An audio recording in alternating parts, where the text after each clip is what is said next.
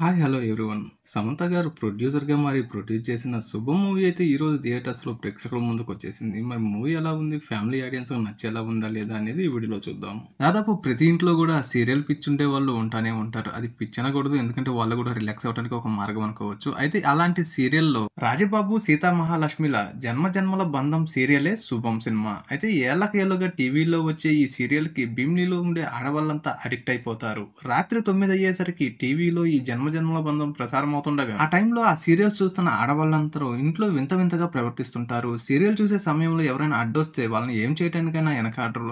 ఇక ఇంట్లో ఉండే మగవాళ్ళు భర్తలందరూ టీవీ కట్టేసే ప్రయత్నం చేసినా లేదా ఛానల్ మార్చడానికి ట్రై చేసినా కూడా ఆడవాళ్ళందరూ మగవాళ్ళని చావబాతుంటారు. అయితే ఊరు మొత్తం ఇదే సమస్య చుట్టేస్తుంది. అయితే మరి అసలు ఆ సీరియల్లో జరిగే కథ ఏంటి? ఆ సీరియల్లో 3 కాపురాలను చూపిస్తూ ఉంటారు. అసలు వాళ్ళకి ఏమయ్యింది?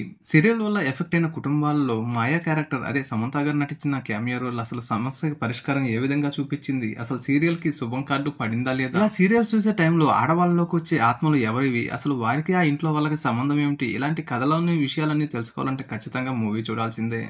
ఓవరాల్‌గా ఈ కథని 3 జంటలతో వినోదాన్ని పండిస్తూ రసవత్తరంగా నడిపించారు దర్శకుడు ప్రవీణ్ కాండ్రేగుల. దాదాపు 20 ఏళ్ల క్రితం 2004 బ్యాక్‌డ్రాప్‌లో భీమినిపట్నంలో 3 యువ జంటల కథ ఇది. భీమినిలో ఉండే హర్షిత్, చరణ్, గంగిరెడ్డి ముగ్గురు స్నేహితులు. అయితే ఈ 3 క్యారెక్టర్లు కూడా విభిన్నమైన స్వభావాలను కలిగి ఉంటారు. ఒకడు భార్యని కంట్రోల్‌లో పెట్టుకుంటే మరొకడు అతన్నే ఫాలో అవుతుంటారు. ఇంకొకడు అసలు భార్యని అలా చెప్పు చేతల్లో పెట్టుకోవడం కరెక్టా కాదా అని ఆలోచిస్తూ ఉంటాడు. స్త్రీవాదం అలానే పురుషాధిక్యత మధ్య కొన్ని సంఘటనలు, సంఘర్షణలు చూపించారు. ఓవరాల్‌గా మూవీలో కామెడీతో పాటు హారర్ టచ్ ఇస్తూ కొంచెం సోషల్ మెసేజ్‌ని గూడా జోడించారు. అయితే ఓవరాల్‌గా సినిమా వచ్చేసి మనకి ఫస్ట్ హాఫ్ కొంచెం స్లోగా సాగుతున్నప్పటికీ సెకండ్ హాఫ్‌లో సినిమా బండి వాళ్ళు ఎంట్రీ ఇచ్చి వాళ్ళ ఎలివేషన్స్‌తో కొంచెం మూవీ ఎంగేజింగ్‌గా ఉంటుంది. ఓవరాల్‌గా ఈ మూవీకి ప్లస్ పాయింట్స్ వచ్చేసి కొత్త నటీనటులతో చక్కగా నటించారు. అలానే కామెడీ కూడా పర్లేదనిపించింది. అలానే ఆల్ఫా మగతనం అనే కాన్సెప్ట్‌తో పురుషాధిక్యతను ఎత్తి చూపిస్తూ చిన్న చిన్న సన్నివేశాల్లో అణచివేయబడుతున్న ఆడవాళ్ళను తట్టి లేపే విధంగా ఈ మూవీలో కథ సిద్ధం చేశారు. అది కూడా ఈ మూవీకి ప్లస్ పాయింట్స్ అనే చెప్పుకోవచ్చు. ఇక ఈ శుభం మూవీకి మైనస్‌ల విషయానికొస్తే స్లో నేరేషన్ అలానే క్లైమాక్స్ అప్రోచ్ కూడా చాలా సిల్లీగా అనిపిస్తుంది. అలానే సమంత గారి మాయా క్యామియో కూడా అంతగా ఇంపాక్ట్ ఏమి ఉండదు. వేరే ఎవరైనా చిన్న జూనియర్ ఆర్టిస్ట్‌ని పెట్టి మేనేజ్ చేసినా కూడా కొంచెం కామెడీగా అనిపించేదేమో.